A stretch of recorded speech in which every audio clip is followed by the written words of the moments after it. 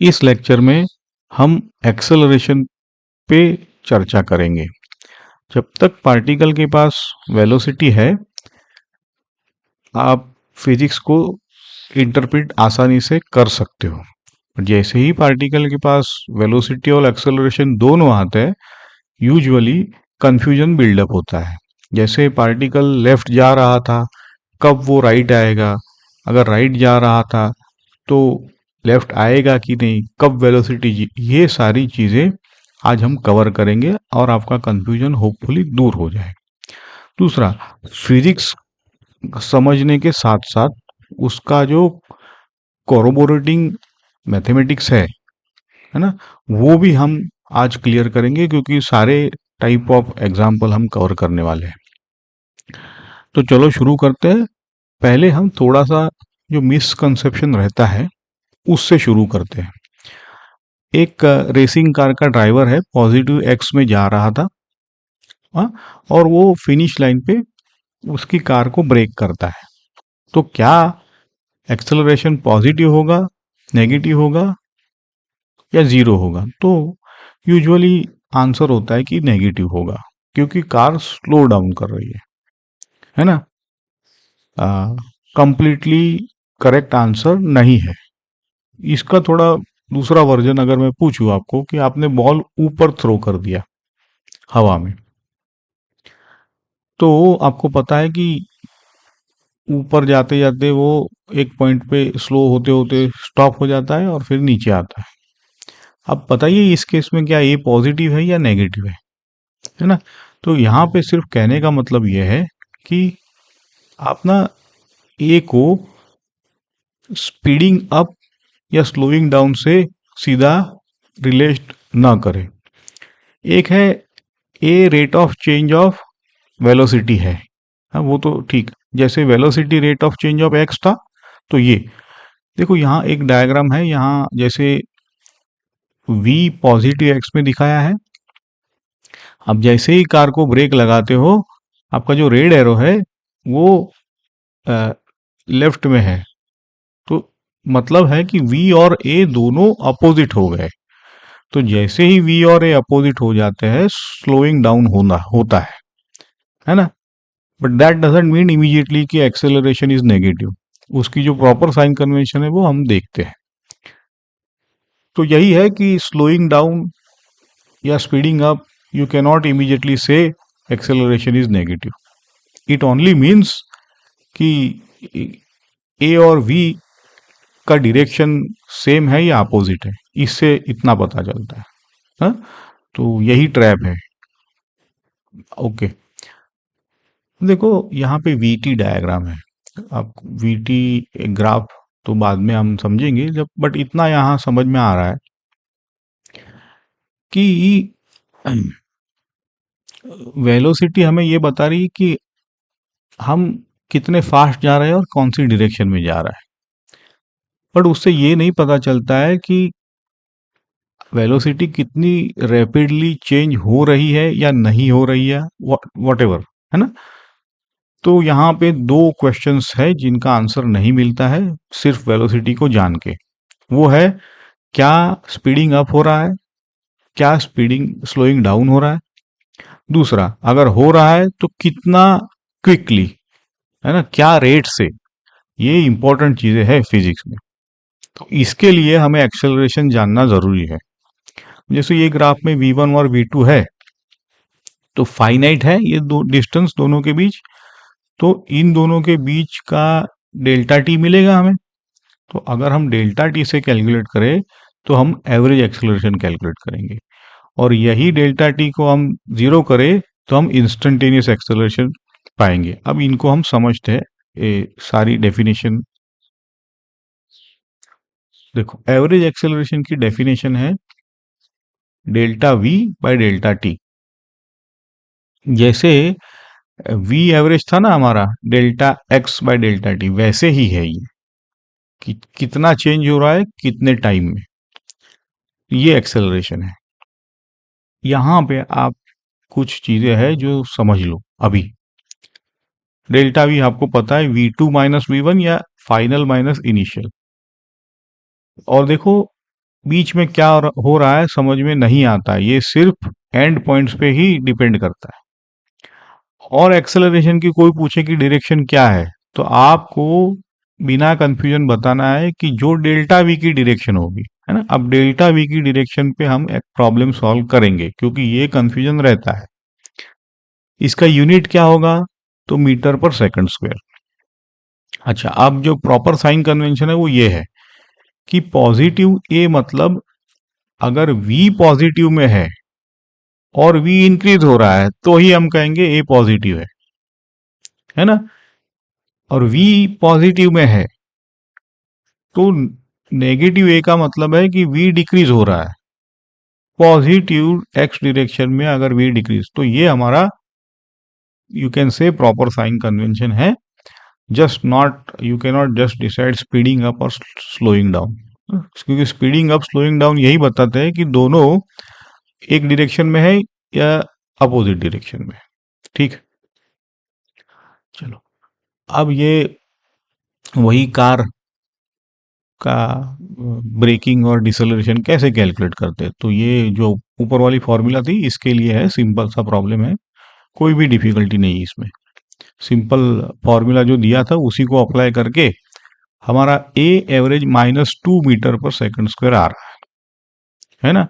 क्योंकि देखो यहाँ पे v1 और v2 की डायरेक्शन पॉजिटिव एक्स में ली है, तो वो पॉजिटिव एक्स में positive direction, therefore we can say now this a is minus, which is as per the definition. Okay, तो नेगेटिव ए आया है, v पॉजिटिव था, मतलब है कि डिसलरेशन है। अपोजिट डायरेक्शन है तो एनीवेज डिसलरेशन तो होना ही था, है ना। ये भी आपको दोनों चेक करने रहते हैं। दूसरा एग्जांपल है, ये थोड़ा ट्रिकी है, यहाँ पे बहुत सारी चीजें हम सीखेंगे। एक तो है कि कर्वेचर में पार्टिकल्स लेटर सर्कल में घूम रहा है कांस्टेंट स्पीड से, ना कि वेलोसिटी से, है ना, क्योंकि सर्कल में है तो वेलोसिटी चेंज हो रही, डायरेक्शन चेंज हो रही।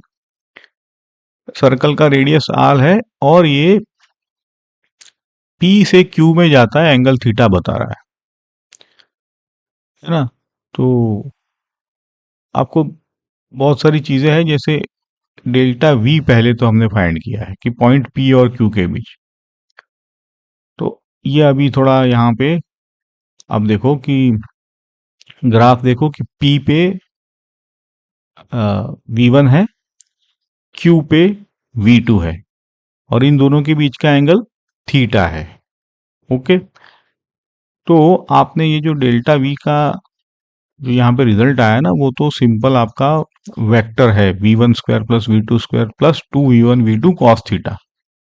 ठीक है, वहां से आपका आया है वो, और क्योंकि v1 और v2 v है इसलिए ये आया है, और फिर आपने ट्रिग आइडेंटिटी यूज करके ये formula 2v sine theta by 2 आया है।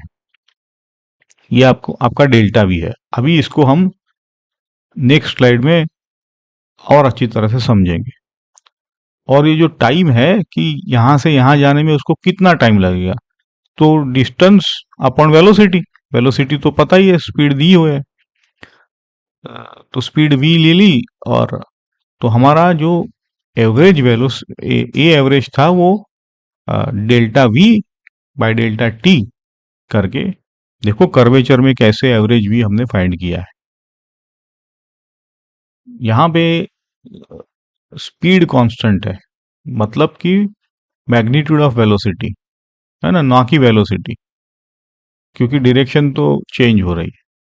अब ये जो डेल्टा वी है ना, उसके ऊपर हम चर्चा करते हैं कि डेल्टा वी कैसे निकाला जाता है ना। वेक्टर है, जैसे कहा v1 v2 को आप हेड टू टेल रख सकते हो, वही चीजें लेकिन एक ट्रिक के साथ यहाँ बताता हूँ। देखो, जब कभी आपको एक्सेलरेशन निकालना रहता है तो डेल्टा वी चाहिए होता है, और डेल्टा वी के लिए मैं ये ट्रिक दिखा रहा हूँ इस स्लाइड पे। आप टेल टू टेल रख दो, जैसे यहाँ पे v1 ईस्ट में दिखाया है और v2 नॉर्थ में दिखाया है, दोनों को टेल टू टेल रख दो। जैसे ही टेल टू टेल रखा, उस पॉइंट को ओ बोला, तो आप अगर V1 के हेड से V2 के हेड को ज्वाइन करते हो, जो कि एम्बर एरो दिखाया है, तो वो आपको सीधा V2 माइनस V1 दे देगा और डायरेक्शन के साथ। ओके, आप अगर V2 के हेड से V1 के हेड को ज्वाइन करते हो, जो कि रेड एरो है, तो आपको V1 माइनस V2 सीधा मिल जाएगा। ओके, और V1 प्लस V2 तो आपको पता ही है, पैरेललोग्राम से आप जो नेवी ब्लू है वो V1 plus V2, just for your reference, जो आपको पता है। अब V1 प्लस V2 की डायरेक्शन क्या होगी? नॉर्थ ईस्ट, देखो। और V2 माइनस V1 को अगर पूछे डायरेक्शन, एक्सेलरेशन का डायरेक्शन हमें जानना है, डेल्टा V, तो आप सीधा नॉर्थ वेस्ट में है ना, क्योंकि देखो वो V2 माइनस V1 तो एम्बर लाइन है, तो सीधा उसका हमारा डायरेक्शन भी मिल जाता है। ये ट्रिक है। ओके, अब इसको हमने सर्कल पे कैसे निकाला है वो भी आप देखो। यहाँ पे V1 था, देखो सर राइट में पहले सर्कल में V1 था, V2 था। अब हमने यहां से ये लेके टेल टू टेल रख दिया है। V1 स्ट्रेट ऊपर था और V2 भी ब्लू लाइन है, दोनों के बीच एंगल थीटा है। क्यों? क्योंकि थीटा एंगल दिया हुआ है ना, तो यही थीटा उन दोनों के बीच भी होता है। ओके, अब जैसे मैंने कहा दोनों को टेल टू टेल रखा है। आप क्या करो कि आपको V1 से V2 के हेड को अगर ज्वाइन करोगे आप, तो आपको डेल्टा V मिल जाएगा, है ना, फाइनल माइनस इनिशियल। तो आप V1 से लेके V2 के हेड पे, तो आपको डेल्टा V मिल, है ना। तो ये सारे स्टेप्स है यहाँ पे। उसके बाद फाइनली आप क्या करो कि दोनों आइसोसेलेस है, क्योंकि V1 इक्वल टू V2 है, तो डेल्टा V पे परपेंडिकुलर लाइन बाइसेक्टर पे मिलेगी। फिर तो आपका क्या है कि sine theta equal to delta V by 2 हो जाता है, और साइन थीटा का मतलब है साइन थीटा बाई 2, है ना। ये तो आपका ट्रिक से निकला है, तो यहां से आपको डेल्टा V का ये भी मिल जाएगा मैग्नीट्यूड। तो हमने डेल्टा V के लिए जो ट्रिक है वो मैंने वापस एक बार रिपीट करूं कि टेल टू टेल रखो, और तो सीधा आपको डायरेक्शन मिल जाता है, और मैग्नीट्यूड के लिए आप ये ट्रिक आइडेंटिटी से निकाल सकते हो। ओके, अब एक चीज है कि आपने एवरेज एक्सेलरेशन तो हमने देख लिया। अब जैसे ये डायग्राम देखो, VT में पॉइंट ए और पॉइंट बी, ठीक है। अब पॉइंट ए और पॉइंट बी पे अगर सेम वेलोसिटी है, तो आप बोलोगे कि एवरेज एक्सेलरेशन 0 है ना। इसका मतलब है कि क्या वेलोसिटी चेंज ही नहीं हुई ए और बी के बीच में। तो ये आप देखो डायग्राम तो कुछ अलग चीज बता रहा है, वेलोसिटी तो हर एक पॉइंट पे चेंज हो रही है। तो एवरेज एक्सेलरेशन ये चीज नहीं बता पाता है। इसलिए अब हमें इंस्टेंटेनियस की जरूरत पड़ेगी कि हर एक पॉइंट पे अगर हमें जानना है, तो we will have to come up with the definition of instantaneous acceleration. तो इंस्टेंटेनियस एक्सेलरेशन की डेफिनेशन है limit delta T tends to 0 delta V by delta T. तो ये आपको rate of change of velocity with respect to time at that point देता है। इसको थोड़ा कॉर्ड की मदद से समझे। अगर आपका ब्लू लाइन है एक्चुअल कर्व, और जो T3 पॉइंट बताया ना, वहां पे मुझे अगर वेलोसिटी चाहिए, तो ऑब्वियसली कोड का एंड पॉइंट और इनिशियल पॉइंट ज्वाइन करके तो होगा नहीं, है ना, क्योंकि वो डेल्टा T1 है। तो अगर डेल्टा T1 लेंगे, देखो, तो हमें A1 मिलेगा एवरेज एक्सेलरेशन। तो उसके लिए आपको delta V1 by delta T, लेकिन मुझे पॉइंट पे चाहिए तो मैं डेल्टा टी को स्मॉल करता हूँ। जैसे डेल्टा टी देखो और छोटा कर दिया, तो A2 मिला मुझे। बट अगर स्टिल वो भी है T3 पे, तो नहीं है वो। तो मैं T3 के अराउंड डेल्टा टी जब 0 कर दूंगा, तो मुझे उस पॉइंट पे मतलब T3 पे जो कि टेंजेंट है डी बाई डी टी मिल जाएगा। कहने का मतलब है कि एवरेज एक्सेलरेशन कोड है, उस कोड को आप छोटा छोटा छोटा छोटा करते जाओ तो आपको उस पॉइंट पे टेंजेंट मिलेगा और वही उस पॉइंट का एक्सेलरेशन हो जाएगा। ये चीज हमने पहले लेक्चर में भी वेलोसिटी के लिए समझी थी। इंस्टेंटेनियस वेलोसिटी का जैसा एक्सप्लेनेशन था वैसे ही है यहाँ पे। अब 3D में देख लेते हैं। वेलोसिटी हमने 3D में समझा था, Vx, Vy, Vz कंपोनेंट होते हैं। सिमिलरली आप अगर डिफरेंशिएट करो वेलोसिटी को, लेफ्ट साइड पे देखो तो एक्सेलरेशन के आपको 3 कंपोनेंट मिलते हैं, Ax, Ay, Az। आसान है। जैसे ही कंपोनेंट मिले मैग्नीट्यूड आप स्क्वायर करके स्क्वायर रूट ले लो, मैग्नीट्यूड मिल गया आपको। ठीक है, ओके। अब यहाँ पे राइट साइड में जो की आइडेंटिटीज है उनको याद रखो, प्रॉब्लम सॉल्व करने में काम आते हैं। ए होता है dv बाई डी टी, तो this is simply D square x by D T square, है ना। v की हमने वैल्यूज डाल दी वहां पे, v होता है D x by D T. लेकिन एक बहुत ही इंपॉर्टेंट आइडेंटिटी है v dv by D x, वो भी एक्सेलरेशन होता है। वो चेन रूल से आया, देखो नीचे ब्लू में dv बाई डी टी को हमने ऐसे लिखा तो सीधा हम v dv by D x कह सकते हैं, और ये प्रॉब्लम सॉल्यूशन में बहुत काम आता है।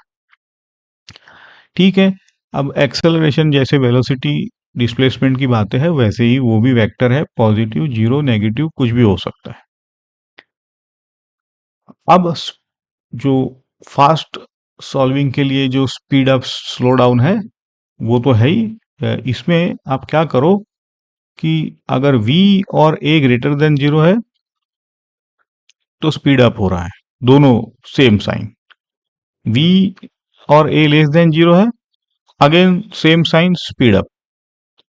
अपोजिट साइन है तो स्पीड डाउन होगी। इतना ही है स्पीड अप, है ना। लेकिन जो हमें काम आने वाली चीज है वो लास्ट बॉक्स है, लास्ट वाला, a dot V less than zero, है ना। ये डिसलरेट हो रहा है, उसको कैसे कैलकुलेट करेंगे, तो हम दोनों का डॉट प्रोडक्ट लेंगे। अगर लेस देन जीरो आ रहा है तो हम बोलेंगे कि ये रिटार्ड हो रहा है। ओके, चलो, तो यही है रिटार्डेशन का एग्जाम्पल। तो ए डॉट वी का जो एप्लीकेशन है, आपको वी दिया हुआ है, देखो टी स्क्वायर माइनस टी करके, है ना। और आपको पूछा गया है कि रिटार्ड कब हो रहा है ये, तो पहले तो एक्सेलरेशन निकाल लो आप डिफरेंशिएट करके। तो डीवी बाई डी टी करोगे तो 2t माइनस वन, आसान है। रिटार्ड कब कर रहा है तो रिटार्डेशन की कंडीशन डालनी पड़ेगी हमें। तो a dot V less than zero, तो हमने a डॉट वी का जो प्रोडक्ट है वो यहाँ पे डायरेक्ट, है ना। आप देखो डॉट प्रोडक्ट है, सीधा आप मल्टीप्लिकेशन करो।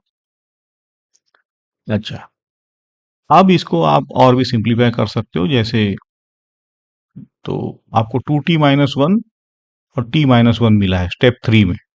ठीक है, अब आपको क्या करना है ऐसे केस में, देखो जैसे मैंने यहाँ स्टेप 4 में बताया है, दो थे आपको 2t माइनस वन, दोनों को ऊपर लिख दो। ब्लू में जो दिखा है 2t माइनस वन भी लिखा है, t माइनस वन भी लिखा है ना। अब देखो दोनों के साइन कैसे आते हैं वो भी लिख लो आप यहाँ पे। जैसे 1/2 से छोटा है तो t minus one, 2t minus, दोनों नेगेटिव आ रहे हैं, है ना, और दोनों का प्रोडक्ट क्या होगा, पॉजिटिव होगा। तो इसका मतलब है 1/2 से नीचे, मतलब t अगर 1/2 से नीचे है तो प्रोडक्ट पॉजिटिव है। अगर 1/2 और 1 के बीच में है तो t माइनस वन नेगेटिव आ रहा है, 2t माइनस वन पॉजिटिव आ रहा है, तो प्रोडक्ट आपका नेगेटिव हो गया।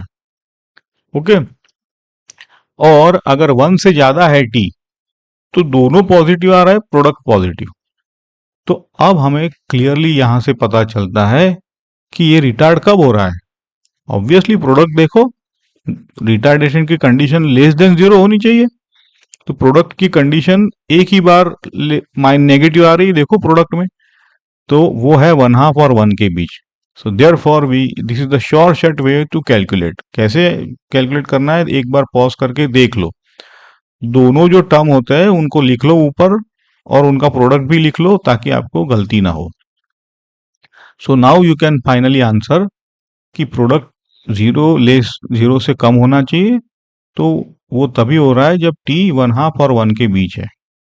तो therefore this is the time period for which the particle retards. समझे आप? ये एक है आपको मेथड जो मैंने शॉर्टकट मेथड आपको दिखाई है यहाँ पे. अब प्रॉब्लम 4 है कि x दिया है आपको, v फाइंड करो, a फाइंड करो, वगैरह वगैरह. सब आसान है. v के लिए आप क्या करो, डिफरेंशिएट कर लो. a के लिए क्या कर लो, एक बार और डिफरेंशिएट करो. तो दोनों मिल गए आपको, है कि नहीं? अब v जीरो कब होता है पूछा है, तो v जीरो के लिए v का इक्वेशन ले लो, जीरो डालो, t मिल जाएगा आपको.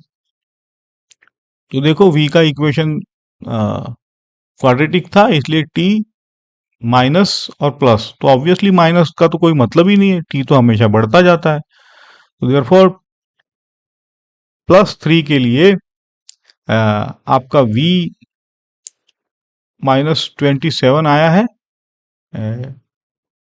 और यहाँ पे एट t इक्वल टू 0 अगर डाले तो x +4 आ रहा है, और v, अच्छा, t इक्वल टू 0 पे है ना.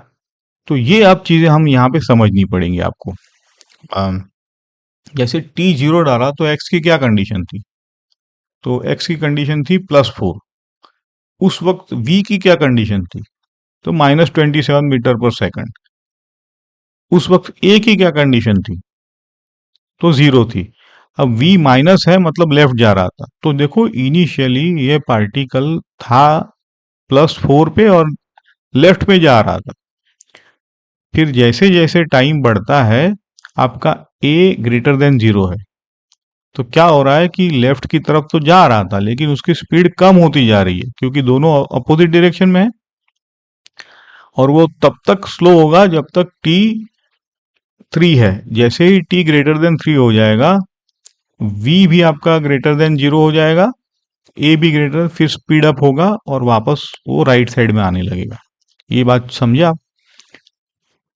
और ये ग्राफ भी आप देख लो कि at t equal to 3 v 0 है, उसके बाद v बढ़ता जाता है, एक्सेलरेट होगा पॉजिटिव डायरेक्शन में. तो ये सारी, ये जो टेबल है ना, वो आपको अब पार्टिकल कहाँ जा रहा था, कैसे मूव हो रहा है, ये सब उसका समरी है.